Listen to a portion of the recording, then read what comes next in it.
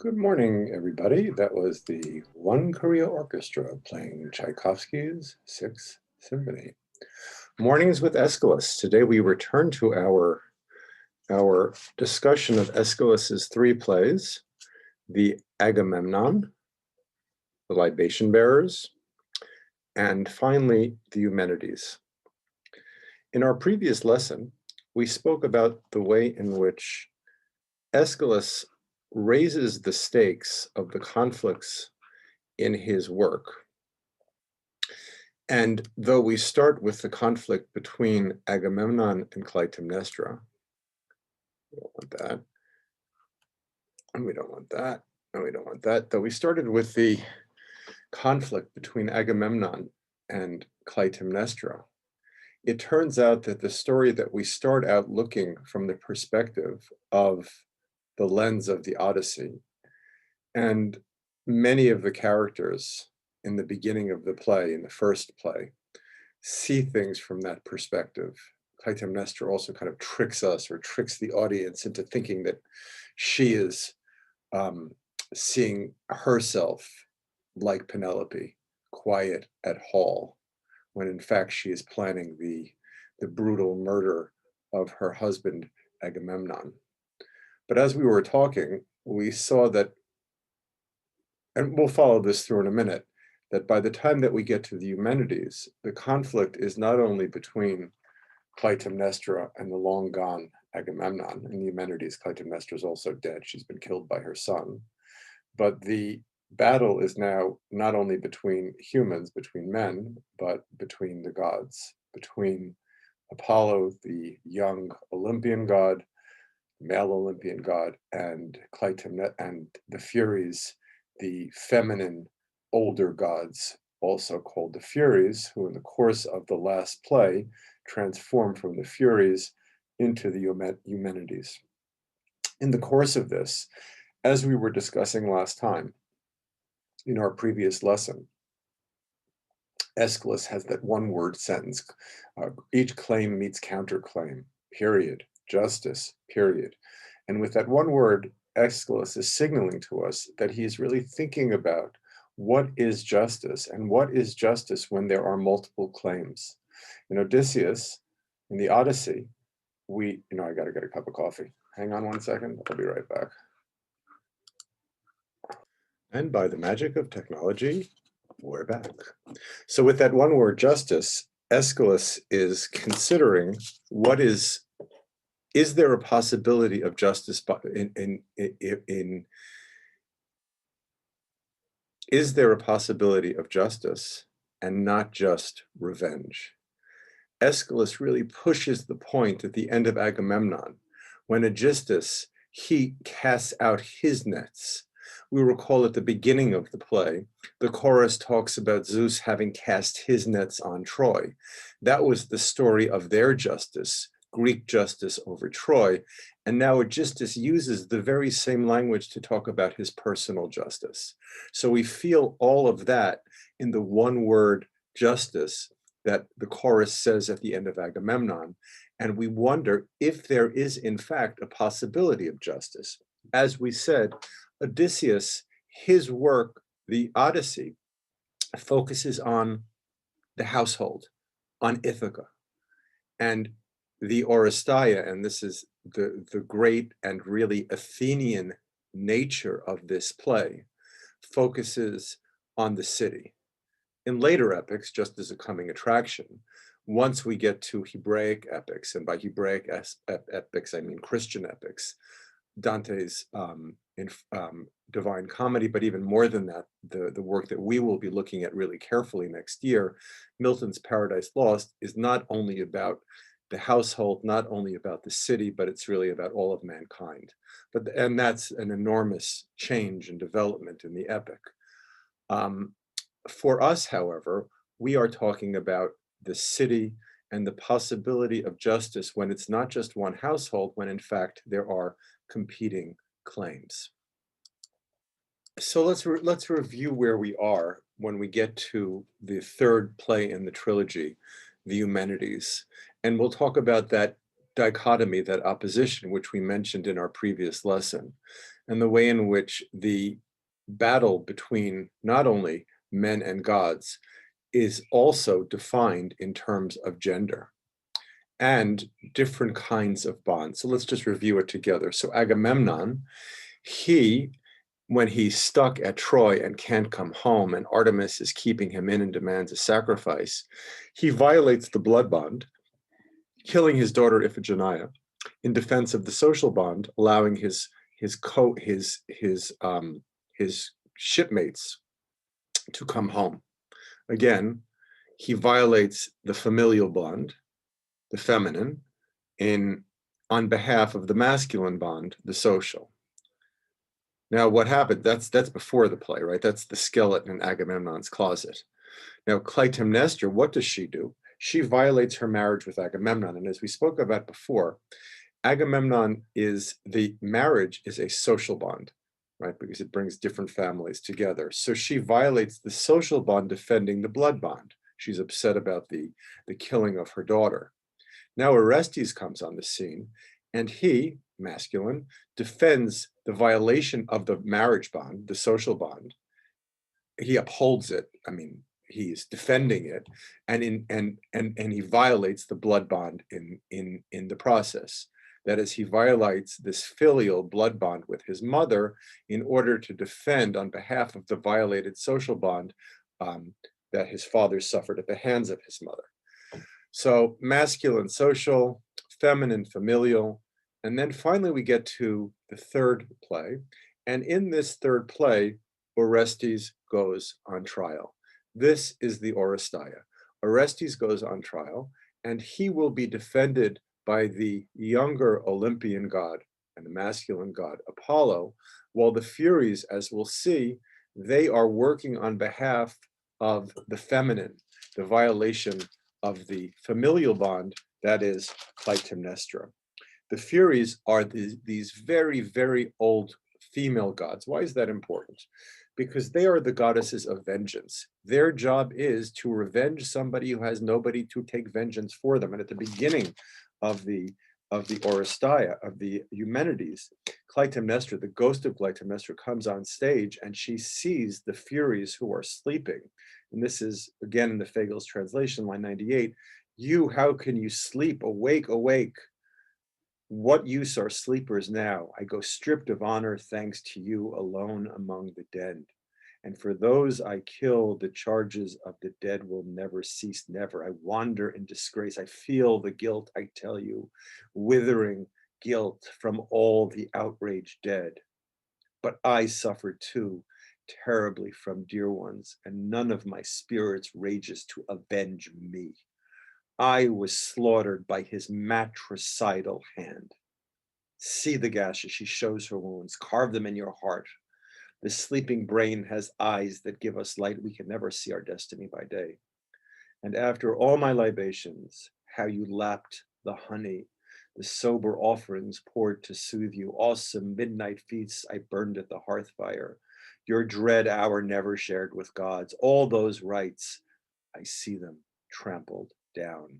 And he, that's Orestes, springs free like a fawn, one light leap at that. He's through the thick of your nets. So there are those nets again, making everything just very complicated. Who wields these nets? Aegisthus, Clytemnestra, Zeus. Are nets associated with revenge, with justice? So Clytemnestra finally gets the Furies to wake and to defend, and by defending herself, she needs to go and take revenge on Odysseus. Wow, coffee still hasn't kicked in yet. Just by the way, so you just see it's 7:19. 7:19. So she wants them to take justice against Orestes. Remember, as we said, that after reading the Oresteia, nobody can say, as Nestor says to Telemachus, be like Orestes, it's no longer tenable. Now, earlier in Agamemnon, the chorus, this is line 176, they lay out a certain view of the world and a certain view of time. We're just going back there for a second.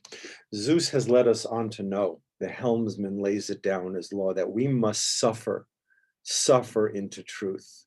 We cannot sleep, and drop by drop at the heart, the pain of pain remembered comes again, and we resist, but ripeness comes as well.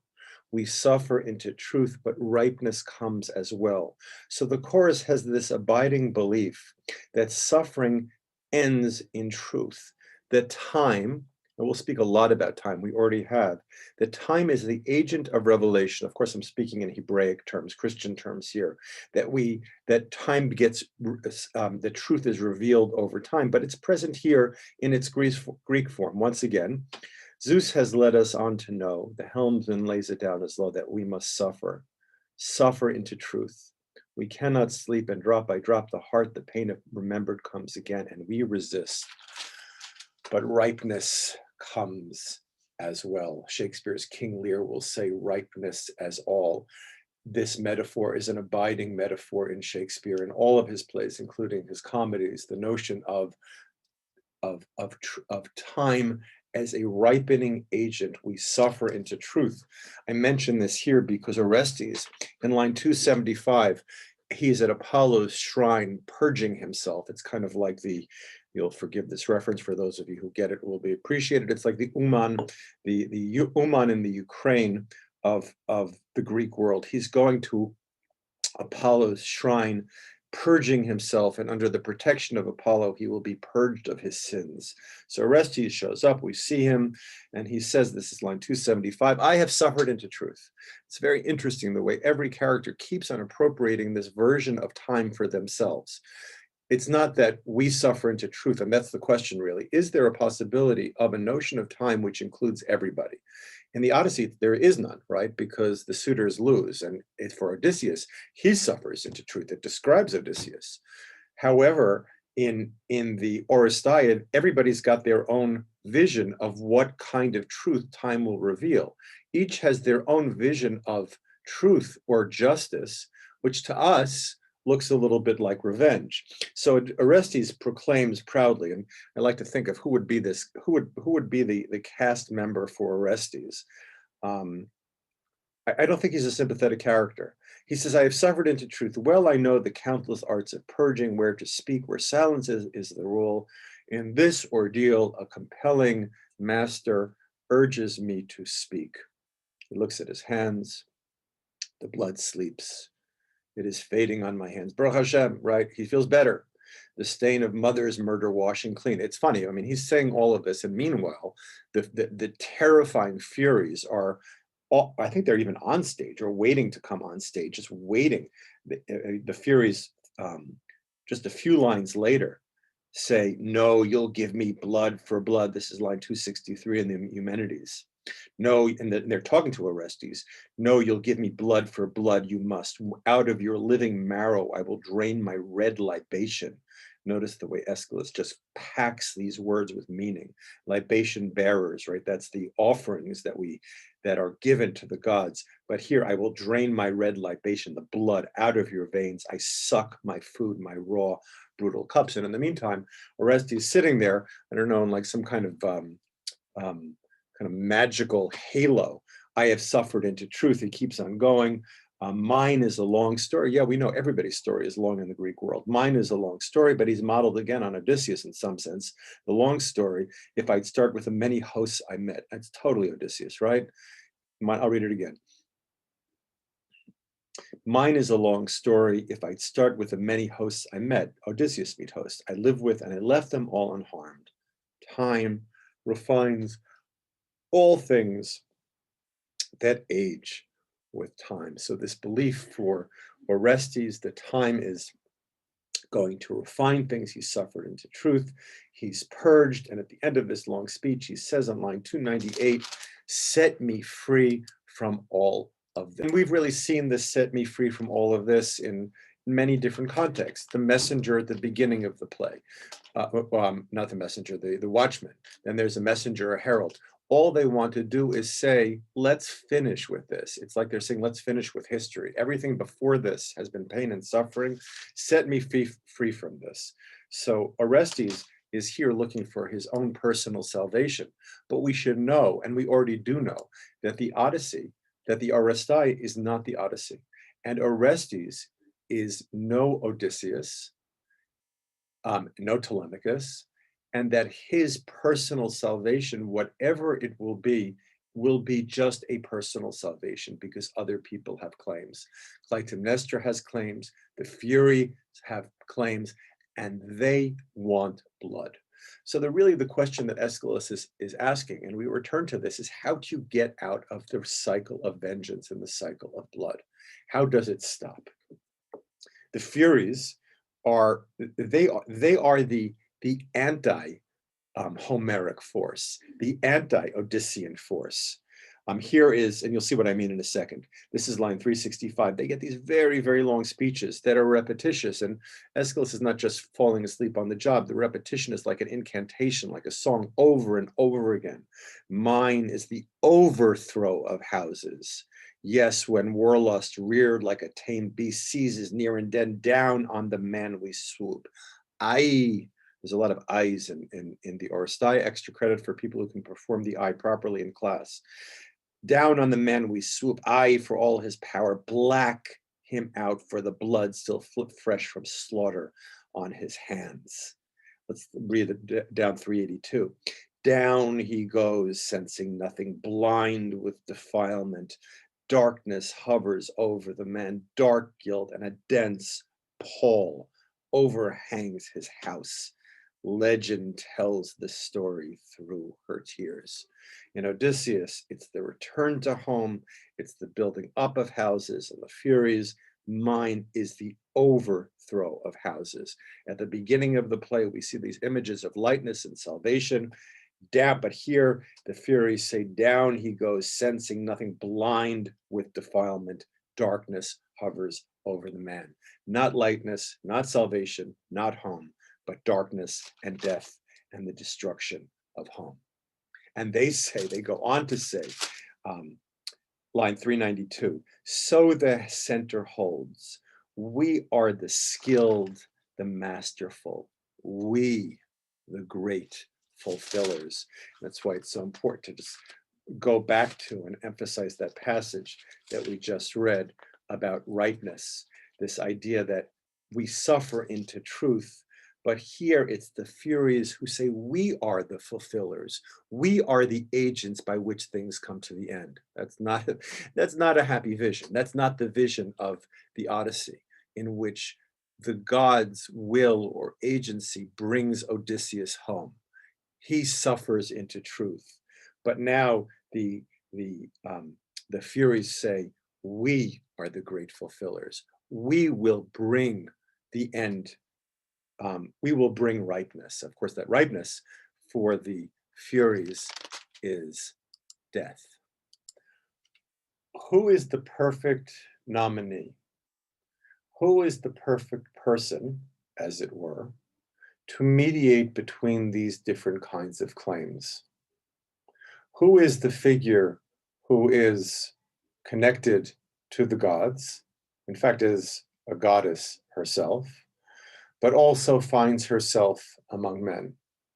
Who is the figure who simultaneously has connections to the feminine and the masculine? Of course, you already know the answer to this question. It's Athena. Athena's birth, Athena has no mother. She's born out of the head of Zeus. So though she's gendered as feminine, she has no mother, she only has a father. So that gender ambiguity, well, I sound really 21st century here, that gender ambiguity makes her the perfect figure to resolve this conflict between the masculine and the feminine, the young and the old. Athena comes and she shows respect to the Furies, which is in great contrast to Apollo, who really calls him, he just really calls him dirty and filthy. Go back to the beginning of the play, in line 72, 69, Apollo says, these obscenities, I have caught them beaten them down with sleep. They disgust me. So here's the young masculine being disgusted by the older feminine. They disgust me, these gray ancient children never touched by God, man, or beast, the eternal virgins. He says that with contempt.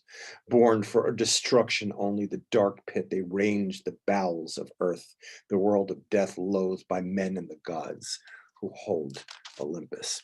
So Apollo, you see Apollo is aligned with Orestes, and Apollo himself has no sympathy. I mean, he looks at the Furies with absolute contempt. So Athena shows up on the scene, and she does listen to the Furies in contrast to Apollo. We feel that very strongly. And notwithstanding the different claims that Apollo and the leader of the Furies make, Athena in line 486 decides what she's going to do. How is she going to solve the problem? How is she going to solve the problem of this cycle of revenge? So Athena says, too large a matter, line 486. And Athena earlier on, 442 says, after Apollo is talking her ear off, two sides are here and only half is heard, meaning she wants to hear what the Furies say. So in line 46, Athena continues, too large a matter, some may think, for mortal men to judge. But by all rights, not even I should decide a case of murder. Murder whets the passions. Above all, and now she's talking to the Furies, the rights have tamed your maybe she's talking to Orestes. The rights have tamed your wildness. A suppliant, that is Orestes, cleansed. You bring my house no harm. If you are innocent, I'd adopt you for my city. Then she turns to the Furies. But they have their destiny too. What is the role of the Furies in the social? I mean, what role could they possibly have? But they have their destiny too, hard to dismiss. And if they fail to win their day in court, how it will spread, the venom of their pride, plague, everlasting blights our land, our future. The Furies also have to be accommodated. So it stands, a crisis either way. You saw earlier in the plays, both ways pain, a crisis either way. How can it be resolved? So it stands, a crisis either way. She looks at each one of them, looking back and forth from Orestes to the Furies. Embrace the one, expel the other. It defeats me. And here is the, I guess the major, I don't want to call it the major innovation of the play, but the play here is suddenly turning into a celebration of Athens. As we have been discussing, almost everything that we know today as part of our world was invented by the Greeks. Tragedy, comedy, epic, but not only literary forms, geometry, I don't know, I mean, this stuff I don't know about, philosophy, but also democracy. And the Greeks were experimenting with a form that had never existed before. That is, and of course, I mean, we can, at the end of the day, we can talk about the ways in which Greek democracy fails by our own lights. It was only for men, it was only for landowners.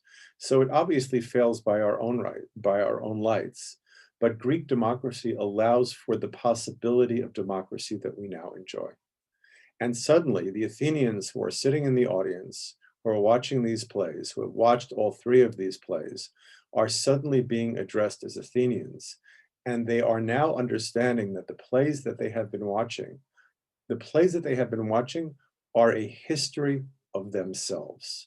Where did we come from? That's a question that lots of literary texts will ask. Where do we come from? Where do we start? Now, the answer to that question is a little bit disturbing.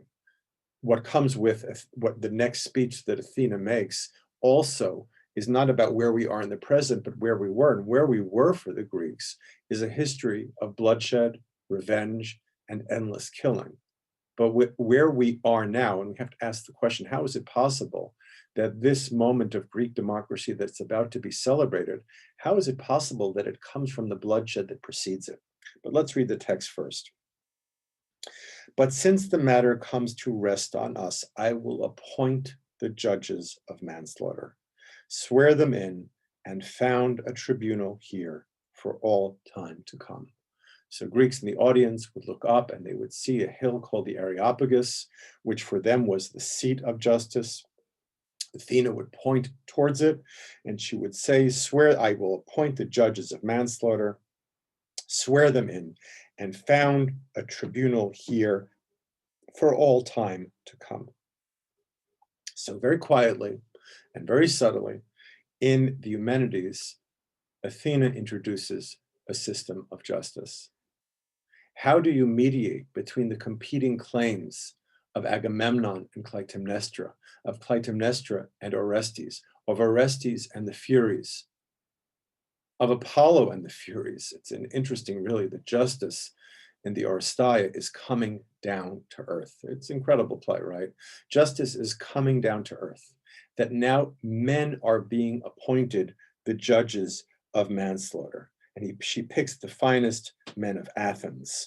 In the meanwhile, the Furies are seething because they suspect that perhaps things won't go their way. So the Furies may be seething, but Apollo is doing his thing as well. He looks at Athena in line 623, looking to the judge. Just I say to you and your high court, Athena, see that I never lie. Not once from the prophets' thrones have I declared a word that bears on man, women, or city that Zeus did not command the Olympian father. This is his justice. Omnipotent, I warn you, bend to the will of Zeus. No oath can match the power of the father. Well, Apollo is not a nice guy, right? Apollo is a sexist pig. The Olympian father, this is his justice. He's warning the feminine god and the feminine goddesses. This is his justice. Omnipotent, I warn you, bend to the will of Zeus. No oath can match the power of the father. And then on line 661, the leader of the Furies and Apollo go at it. And the leader says, so you'd support this man's acquittal? Behold, justice. That's, I guess, sarcastic. Can a son spill his mother's blood on the ground, then settle into his father's halls in Argos? Right? You don't get to be Odysseus in your halls after you've killed your mom. Where are the public altars he can use? Can the kinsman's holy water touch his hands? Apollo responds, here is the truth, I tell you. See how right I am. The woman you call the mother of the child is not the parent, just a nurse of the seed, the new sown seed that grows and swells inside her. The man is the source of life, the one who mounts. Oh, how romantic. She, like a stranger for a stranger, keeps the shoot alive unless God hurts the root. What's the role of the feminine here? Almost negligible. She just nurses the seed that grows and swells inside her, almost like it's something alien inside her. The man is the source of life, the one who mounts. Costume change. So the problem is that when they finally vote, it's a tie. So for those of you who are experts on an American constitutional democracy, when the Senate, the one of the bodies of the American Congress, when they vote, there are 100 of them, and there's a tie, the head of the Senate, hands on buzzers, who is the head of the Senate, those of you who said the vice president are correct, the head of the Senate will cast the deciding vote. And here Athena is working in just that way. 751, my work is here to render the final judgment.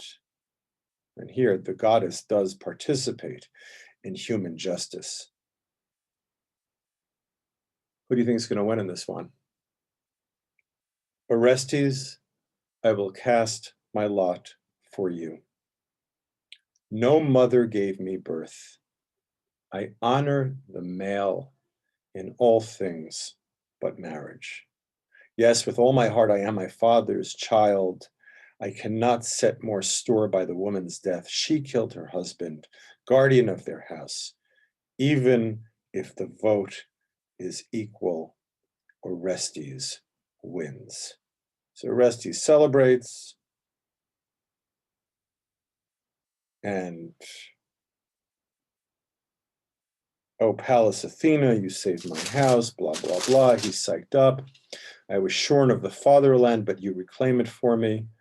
Now any Greek will say he lives again. The man of Argos lives on his father's great estates, thanks to Pallas, Apollo, and Zeus, the Lord of all fulfillment. Third saving Zeus. That's line 776. Notice this is just like book 24 of the Odyssey, when the poet Medon comes on and says, if Odysseus is home, the gods must not be far off. And Orestes says the same thing about himself. Now any Greek will say he lives again. The man of Argos lives on his father's great estates, thanks to Pallas, Apollo, and Zeus. And then he goes on and here's more of the Odyssey. And now I journey home, but first I swear to you, your land and assembled hosts, I swear by the future years that bring their growing yield, that no man, no helmsman of Argos wars on Athens, spears in the vanguard moving out for context. We ourselves, even if we must rise from the grave, will deal with those who break the oath I take. Meaning, now farewell, this is line 791. You and the people of your city will never fight against you. Good wrestling, a grip no foe can break, a saving hope, a spear to bring you triumph. Exit Orestes. So Orestes has his little private odyssey, essentially, and he goes back to Argos. It's really significant. Orestes, he's gone now. This is line 790 or so, and we're about through half of the play. This play is not about Argos. For Orestes, he has the fantasy that he's Odysseus, and for him, Argos is like Ithaca. But for Aeschylus, the play doesn't center on Argos, it centers on Athens. And Orestes leaves the scene. He's a minor character in this play. He may be triumphant, but he's a minor character because his destiny is not the destiny of Athens. And let's just go back to what Athena said when she votes for Orestes to be acquitted.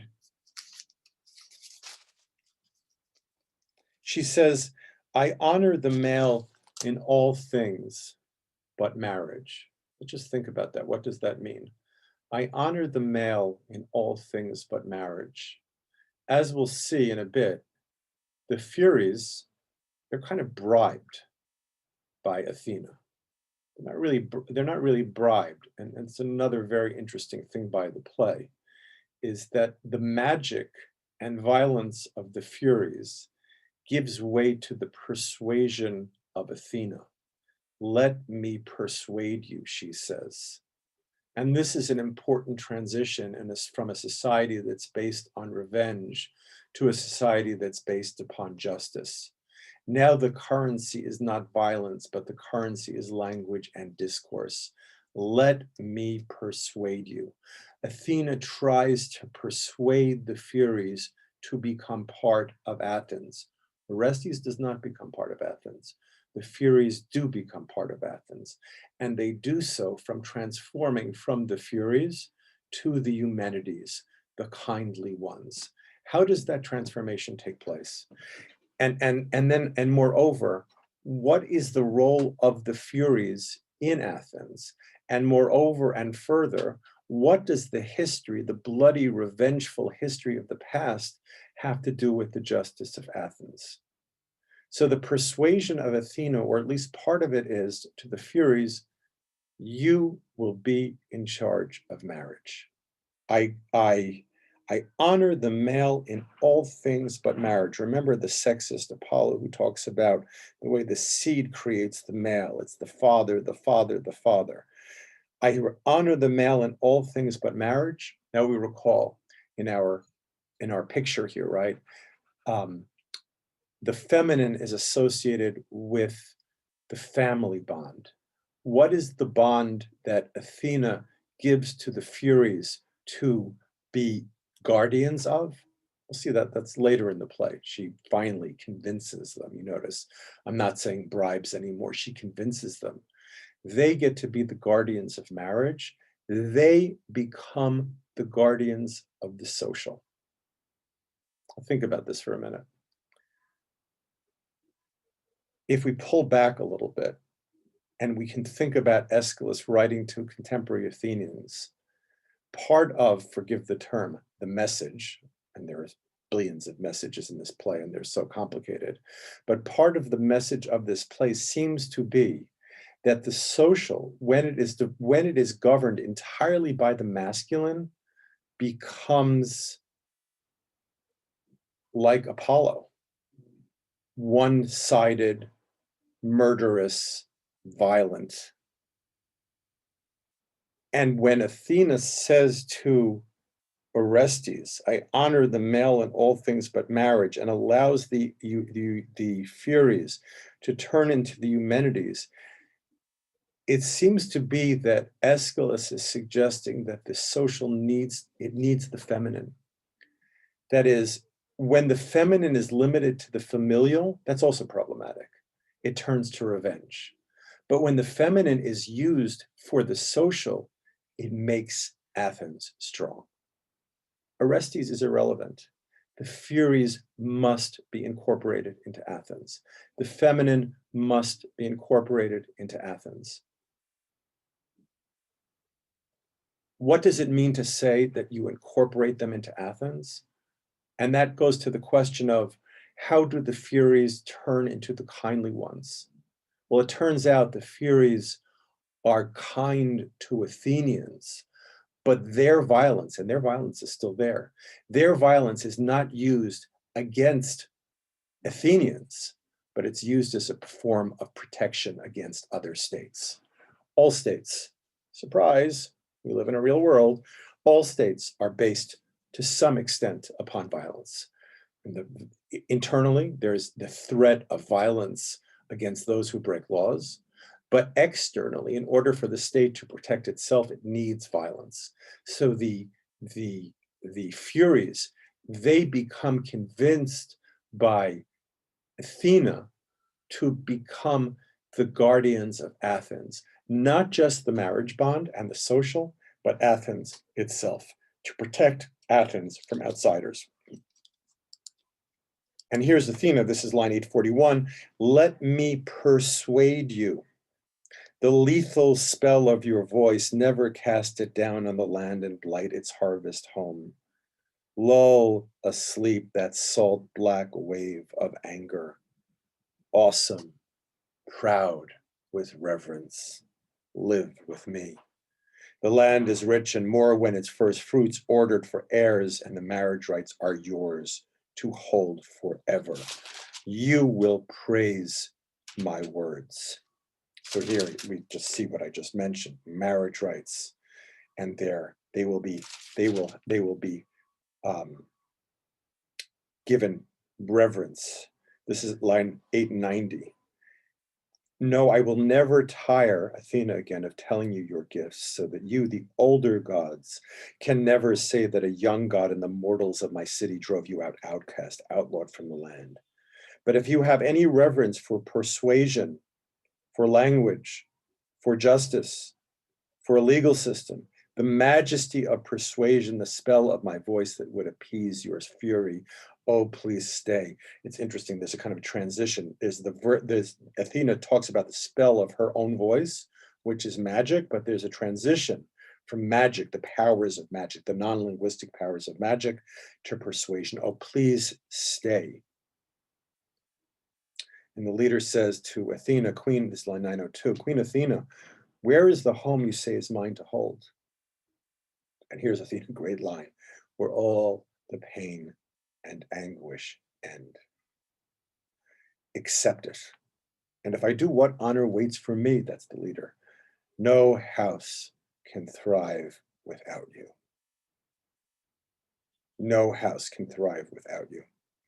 Here is where all the pain and anguish end.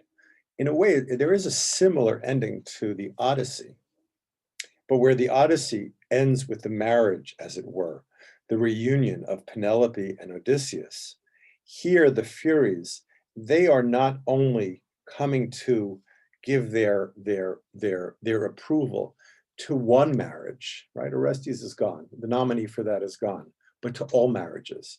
The social bond of the city. This, notice that the social bond is now turned feminine. I mean, it's not only feminine, it's masculine and feminine. But Agamemnon, for Agamemnon, the social bond is only the masculine, right? He kills his daughter on behalf of the masculine. And now when the marriage bond is rendered feminine, the social is also rendered feminine. Now I'm just going to read you really the end of the play from 965 to 1060. This is Athena. Blessings now do you hear, you guards of Athens, all that she will do. Fury, the mighty queen, the dread of the deathless gods and those beneath the earth, deals with mortals clearly once and for all. There is violence behind justice. She delivers to some songs, to some, to others, a blinding life of tears. Fury works her will. And the lightning stroke, this is the Furies, that cuts men down before their prime, I curse.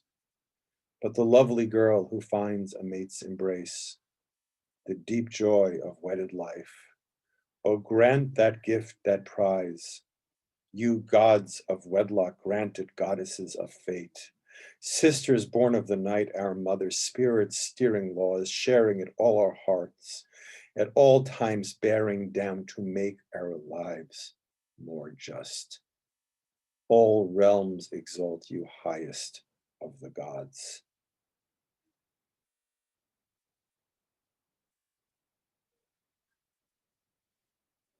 To make our lives more just.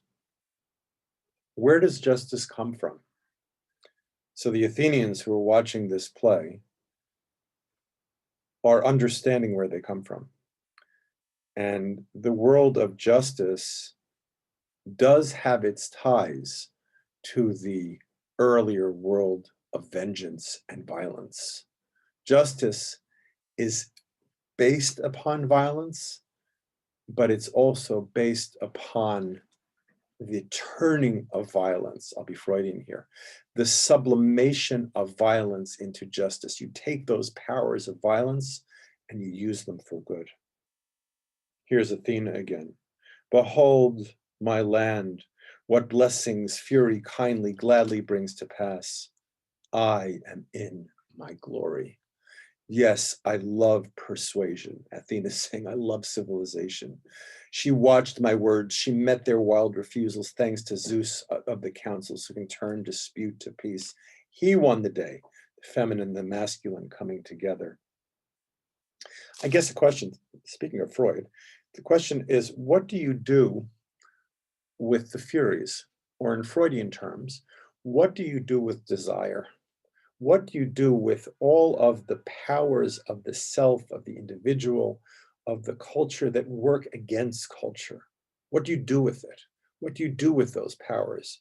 So according to Apollo, what you do, and this in Aeschylus is a bad form of everything, of government, is you push the Furies, you push the feminine, you push desire out and away. Athenian democracy, according to Aeschylus, or Aeschylus' Athena, has to incorporate this violence. You cannot leave, the Furies want to be part of the city, and you can make them part of the city. And by making them part of the city, they become the kindly ones. Fury gets transformed into its opposite.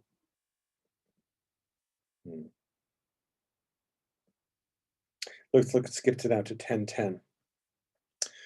Rejoice, is the Furies. Rejoice in destined wealth. Rejoice, Athena's people, poised by the side of Zeus. This is really sacred poetry, right? The city as sacred, loved by the loving virgin girl. Virginity before, in Apollo's perspective, is bad. But poised by the side of Zeus, loved by the loving virgin girl, the masculine and the feminine achieve humanity at last. Nestling under Pallas's wings and blessed with father's love. Virgin girl, Zeus, Pallas, Father's love, the feminine, the masculine, the divine, the human. And just going back to this, we really wonder at the beginning of Agamemnon, of Eumenides, how can these be resolved? And here they are. Rejoice, rejoice in destined wealth, Zeus, the virgin girl, Athena, Zeus. And that's the Furies speaking. And then Athena says, you too rejoice, and I must lead the way to your chambers by the holy light of these, your escorts bearing fire. We remember at the very beginning of Agamemnon, they're the lights, the fires from Troy that everybody's waiting for. We think that signals the end, but we know too many skeletons in the closet. This light is not a real light. Finally, there is a light, and this light is on the stage at the end of these three plays, and it's the holy light of Athena. Enter Athena's entourage of women bearing offerings and victims and torches still unlit. I guess these victims are animal sacrifices. Enter Athena's entourage of women. Where is Apollo at the end of the play? Nowhere to be found. Where is Orestes? He's on the Amtrak to Argos, nowhere to be found. Who's on the stage at the end of this play? And we've talked about the role of the feminine in the Odyssey and in the Iliad. Who's on the center of stage? Who dominates the stage? The feminine. Come and sped beneath the earth by our awesome sacrifices, keep destruction from the country, bring prosperity home to Athens, triumph sailing in its wake. My people and you, my people, born of the Rock King, wherever that is, lead on our guests for life. My city, may they treat you with compassion as you will be to them. Line 1037, my thanks, this is still Athena, and I will speed your prayers, your blessings, lit by the torches breaking into flame. I send you home. This is Athena saying to the Furies, I send you home. Where is home? Home is not Ithaca.